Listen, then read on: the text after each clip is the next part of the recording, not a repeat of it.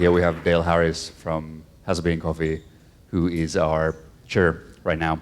And Dale is gonna, well, talk about the present and the future. So please give a big applause to Dale Harris.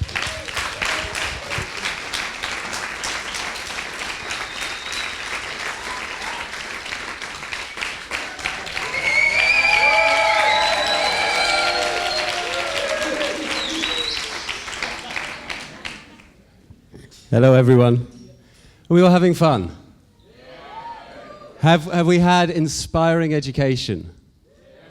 Have we had incredible social experiences? Okay. We'll come back to last night later. Okay, so first of all, where's your cupping spoon? If you have a cupping spoon, raise it up in the air. Okay, if you do not have a cupping spoon, stand up.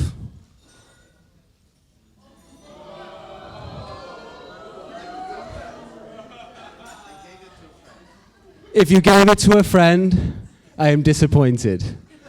If you lost it, you need to come back to the camp next year. It's really important. You can't get a spoon unless you come to camp. Okay, so I have a talk that is nothing to do with extraction, that is nothing to do with making your customers' coffee better, but is about making your career better, is about finding ways for baristas to have better careers, better positions, be paid more money. That's what the Barista Guild of Europe is all about. So this can impact your life day to day. It can impact coffee. It's really important to me. I can see lots of familiar faces, so people that I know from other events in coffee, from trade shows. I can see lots of people who were at camp last year, so lots of people returned. That's attendees who have now become volunteers, volunteers who have now become trainers, trainers who just came back for more. Shame on them. All these wonderful people who are here in Athens will remember that I gave a short talk on where we wanted the Barista Guild to be, that we had dreams of it being something more than just holiday camps once a year. For those of you who weren't at Athens, I just wanted to fill you in on the details of where BGE came from, because this is a very short program. February last year, SCAE invited a group of well-known baristas to sit in a room together and think about a problem that they had. They recognized that a huge part of the coffee industry, the baristas who serve every cup of coffee that every producer grows, weren't really being served well by them. They tried lots of different techniques and strategies to really reach out to baristas. They were creating incredible education, but nobody was really interested in what they had to offer. They just weren't finding a way to bridge that gap. So they wanted to facilitate a way that baristas could do this themselves. So they got the baristas together, and they said, like, what is it you actually want? Like, what are we doing wrong? Why are we not helping you? Why are you not interested in what we're doing? And they gave us free rein. They said, we'll give you some money, we'll give you the support you need, tell us what to do. And so as a group, we thought really hard about what would have helped all of us become better baristas faster. How we could have benefited from stronger connections across Europe, better standards and shared standards of quality and education, clearer leadership, support, career prospects. And we determined two key focuses. We should focus on professional and community development.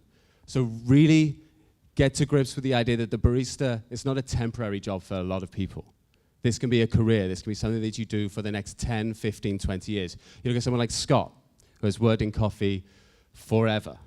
And we all know his name, and we're this small community, and everyone here has the potential to be the next Scott, or to be one of the other speakers that we have here. We brainstormed all these crazy ideas of what a successful organization could be.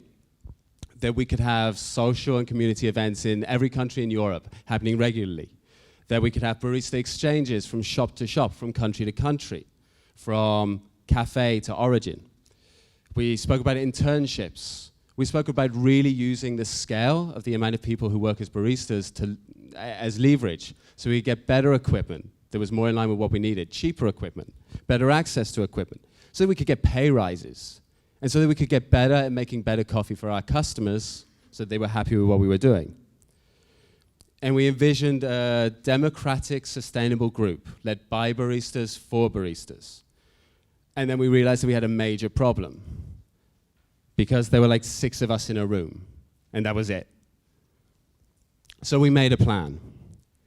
We said that if we could get 150 people to come to one place for a few days, get the best education we could provide, have some fun along the sides, a Jägermeister party was a good idea, that you all might just want to help us make it something bigger. And we were not sure that it was possible. We sent lots of emails, we made lots of phone calls, we played some ping pong in Rimini, and the combined effort got us all to Athens, where we had amazing lectures and classes. We had sensory workshops. We made friends, and we built community. It's a beautiful thing. And then at the very end of it, we had a really depressing, boring talk from me about my baby coffee tree. You see, we were really proud of what we'd done with Barista Camp. But we were also aware that it was just a tiny part of what we thought was possible if we got enough baristas together. If we could build an organization that really furthered our aims and goals. We wanted, and we still want, to create something that could affect all baristas, all the way across Europe, all the way across the world. Really drive change in our industry, be relevant not just to us now, but something that's led by the community as its needs change and develop. And we really wanted to create something sustainable that would last longer than the involvement of this group of 4 or 5 volunteers. So we asked everyone in the room to give us a little more time, and we set out a pathway that would take us through to October this year, that would bring us to somewhere we had something that was a little closer to what we dreamed of. I'm calling this my year of glorious dictatorship.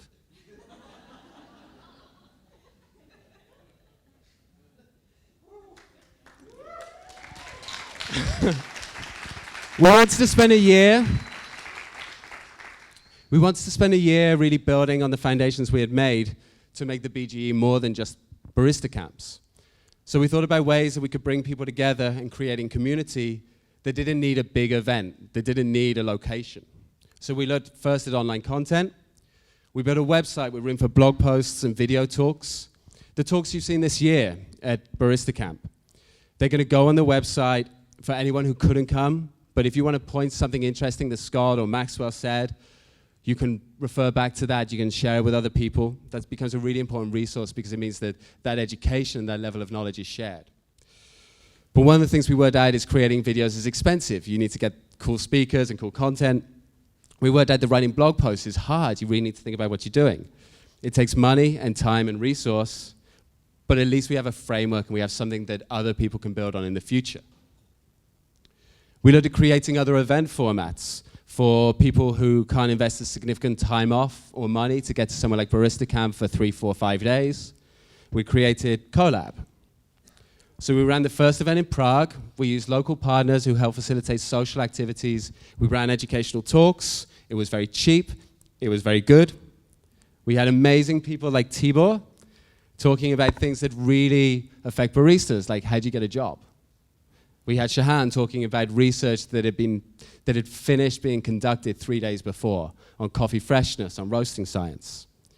And we made an event format that could potentially be held in any European city with just a few months' notice. So if you want something like Collab to happen in your country, email Isa. In fact, if you want anything done, email Isa. She's amazing.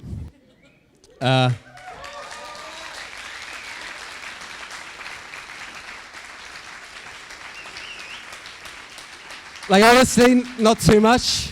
Chair, important. So we're really excited. We have another one of these events happening in just a couple months in November in Paris. We are going to have talks from Tim Wendelboe, Klaus Thompson, Katie Cargiulo, Patrick Rolfe, Morten Munchau, Stefan Cataldi. It's going to be amazing. And it's going to be a one-day event.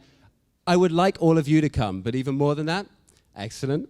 Even more than that, I would like you to get somebody who didn't get to come to camp to come there. So if you have to work the shifts so they go instead, that's a fine thing. We wanted to run another barista camp, but this time we wanted to learn lessons from what we'd done the year before. We wanted to be more streamlined. We wanted to make sure that there were activities for every level of the barista. So this year we have 5 different Barista Ninja Awesomeness courses. And we have awesome memories. I'm very proud to see so many exciting things having happened here. And then it got to the boring bit. We also needed to work on structure, because dictatorships are great for me, but honestly, I'm getting very lazy. The first 6 months were fun, the last 6 months are hard. We wanted to create a structure that would mean that we could have a new work group step into place that would really represent not what I want, but what you guys want. And so we looked to increase the size of our work group, to develop bylaws so that there were rules and structure in place, and develop a system of membership so that you weren't just attending a camp, but you were belonging to something that was yours to control. So here's your working group. These are the guys who came together, started doing all the work for Collab, started doing all the work for the online activity, and really helped bring together this year's camp. So in a minute, they're all going to come and answer some Q&A. But they're amazing people. Round of applause, please.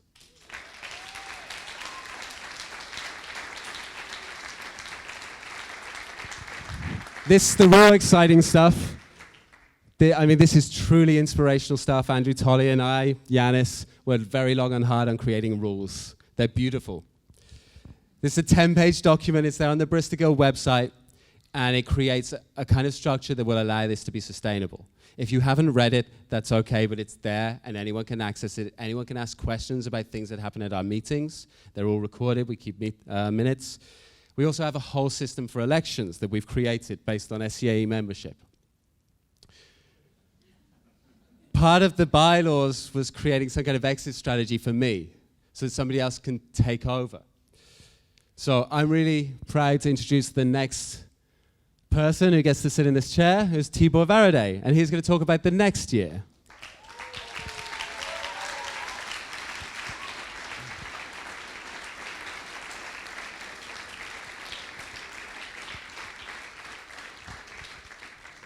Thank you, Dale.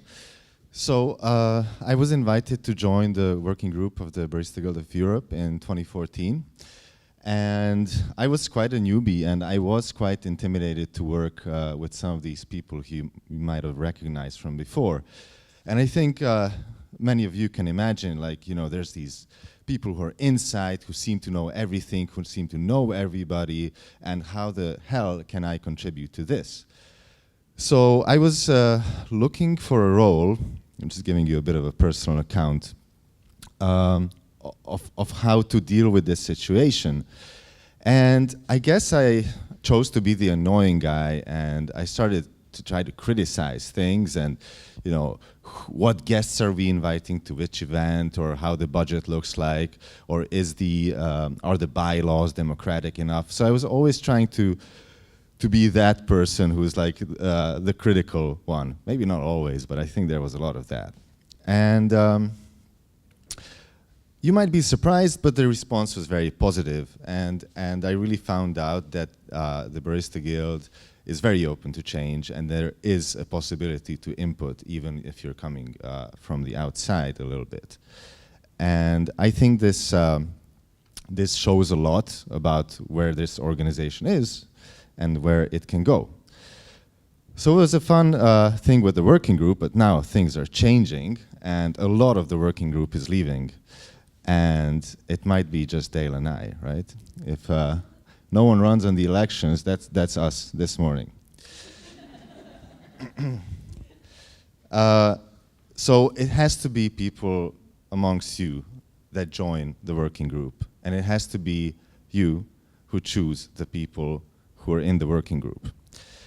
And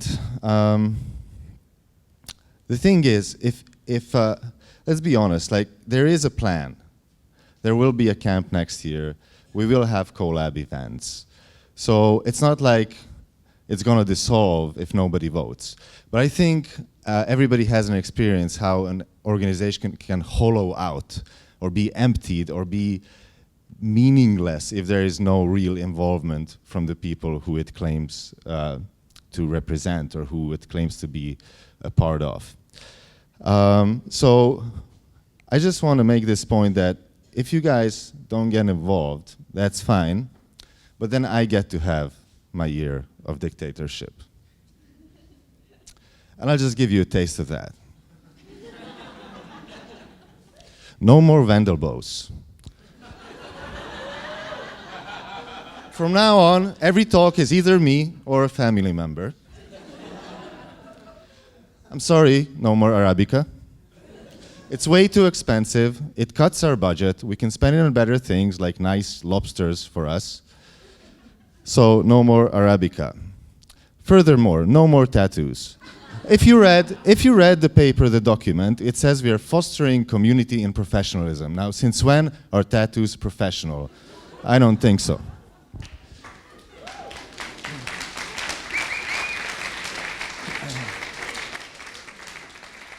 Now, regarding the partying, I get it, it's fine, you guys are young. I'm in my mid-30s. I need to take care of what I do, so no more booze. It's gonna be all healthy from now on. And around the camp, we're gonna have a razor wire fence, so you can't get out of it. And also, while we're at music, forget the pop. I like thrash metal. So it's mostly early Sepultura from now on, maybe a touch of Pantera. That's what we're gonna do. All right, this is my plan. If you wanna do it a bit differently, if you wanna contribute to a better collab, if you want a better barista camp, if you're interested in having more science there, if you're interested in taking it towards more equipment-y stuff, if you're interested into, I don't know what, I have it in my notes, then you should get involved. And the example shows that you can get involved if you're experienced, if you can get involved. If you're not experienced, you should get involved if you want to come into this and help and not make Dale and myself be lonely. There's two things you can do, and Dale will talk a bit more about this. But you either quite quickly register to be part of the working group, the next working group, or you vote. So I pass it on to Dale, and thank you very much.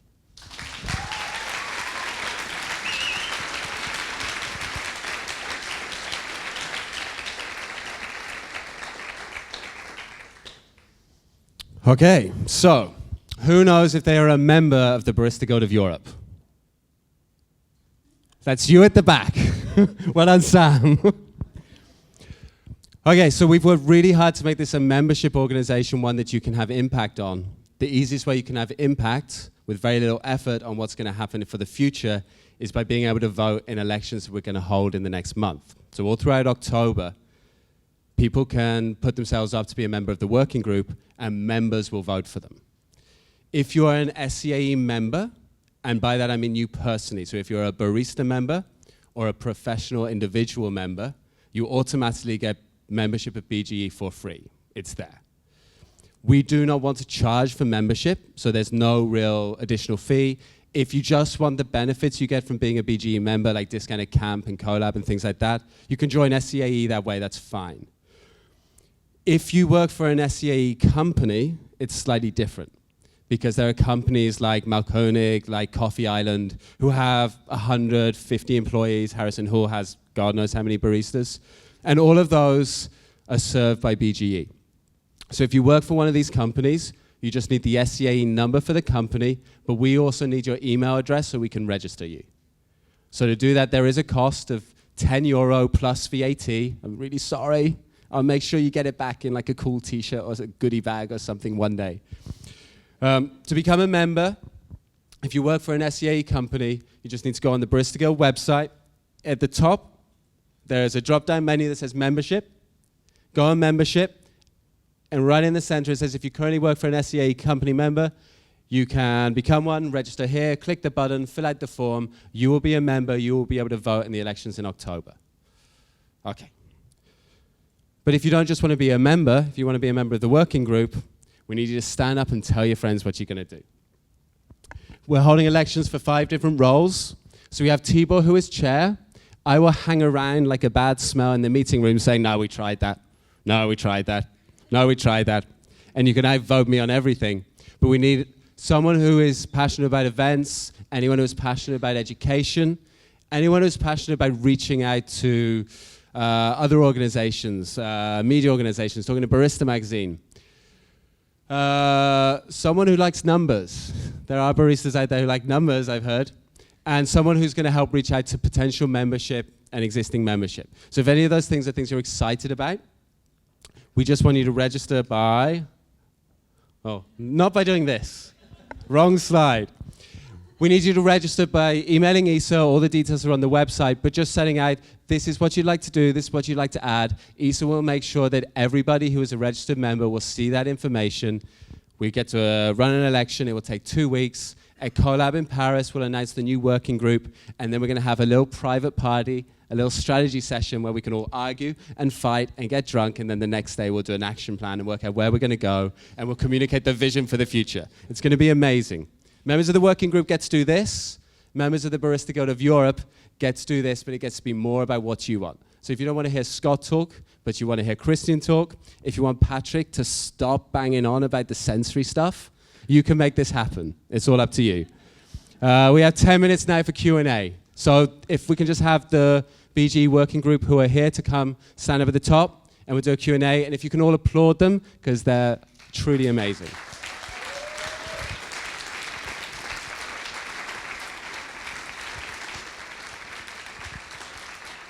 I just want to add, I had a 20-minute slot.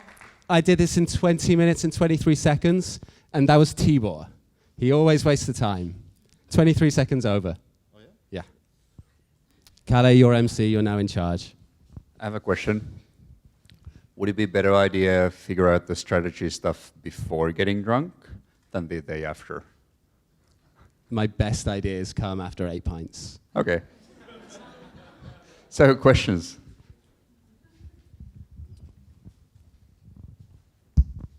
Can you describe like the level of commitment that comes with being in the working group? Like how much time per year, for example? Or So members of the working group commit to attending 4 meetings a year. The meetings are normally a day where we go through the program, we look at the things we need to do, and then between those meetings, we ask for about 8 hours a week work.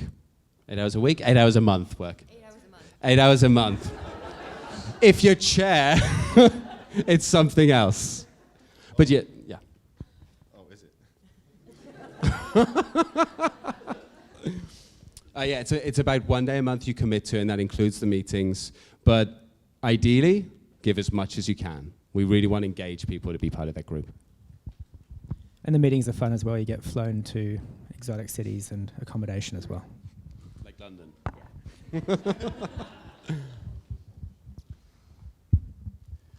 Can you describe in short who did what and how much time it took before this event or before any other events? So it's different for each event and for the size of it. We have a wonderful resource. So SCAE finances a full-time employee for the BGE. So Isa.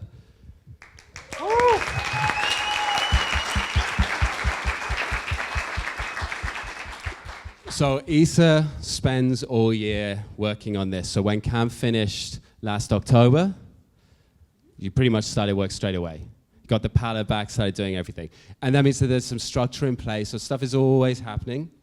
But the actual real work for camp took maybe 6 months with a crack team of volunteers, maybe longer. No, I mean, obviously it gets easier each year, and I feel like this one's a lot went smoother, hopefully, for everyone. And we take the feedback each year and we implement it, or we try to at least. So I think there's like a framework already in place. I think like fleshing it out, and I think lockdown for me was from August probably. But beforehand, obviously the sponsorships are in place and tickets are, I need to go visit locations and stuff like that. So they're basically, as Dale said, throughout the year, I'm working on this and the other events that we have and the online content and everything that goes online, everything that goes in print. But yeah, per event, it's hard to say. Collab is less demanding, I'd say. From a work group member perspective, we had sort of this year split up. Yeah.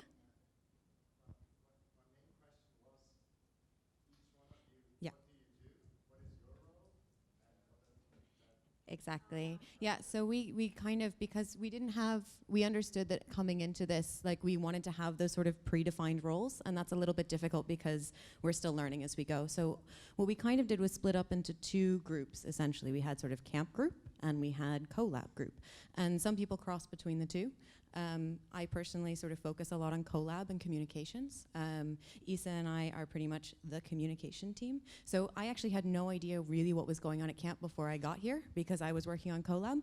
But Isa gave me some documents and I rocked up and I'm here. So I actually had no idea. So if that's kind of how it works, then that is handy for you. But it's been different for everyone because we've split it up slightly differently. So there will always be a lot of crossover. And I think it's also worth mentioning, and this is awkward because they're not standing here, but most of the group that focused on camp were not members of the working group. So they were just volunteers who had been at the last camp, understood the process and wants to be more involved. So there are people, and I don't want to just pick names at random, and we will do this tomorrow, we'll thank them all properly, but people like Sam, people like Tim, people like Patrick, people like Alex, who were all at the last year's camp, who really wants to step up and add some value and make it a little bit closer to the best parts of their experience. So just a round of applause for those guys in particular.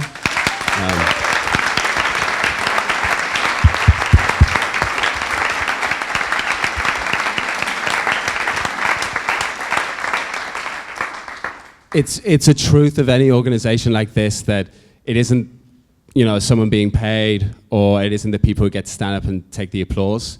It is the huge amount of volunteers that turn up on the day, and most of them don't know what they're getting into. They pay for their flights, they arrive, and they just do the work. And so most of the man hours is done by not even these guys who organized it, but just the people who went out on a limb and came and tried to help. So huge round of applause for all the camp volunteers.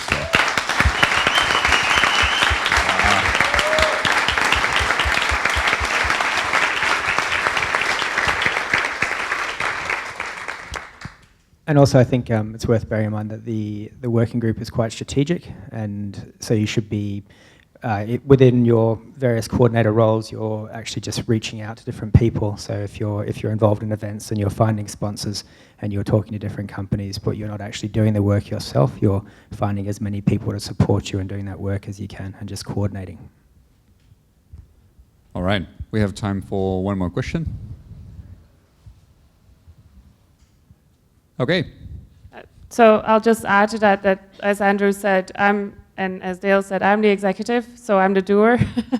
So it's more for me to have people in different roles that I can bounce ideas off, that we can work on strategy, that we can reflect on what you as a community, what you as individual baristas, what you want. And so we can get that into a group that is just a little bit bigger than me. But it doesn't mean that you're required to do all of the work. So I think the workload, it depends a little bit on, it ramps up, of course, towards an event. But throughout the year, I think it's not too bad. And I think there's also the opportunity that whoever joins that working group gets to decide how much work there is.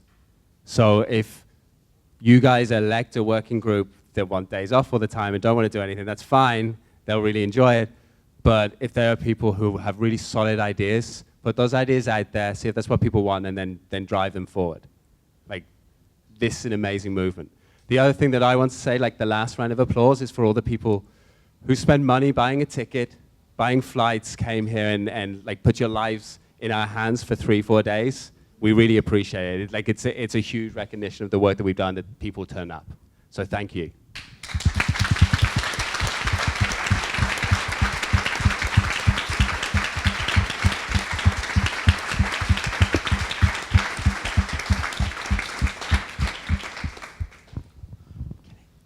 Great. Thank you, Dale. Thank you, Tibor, Jen, Andrew, and Isa. And myself. That's Can awkward.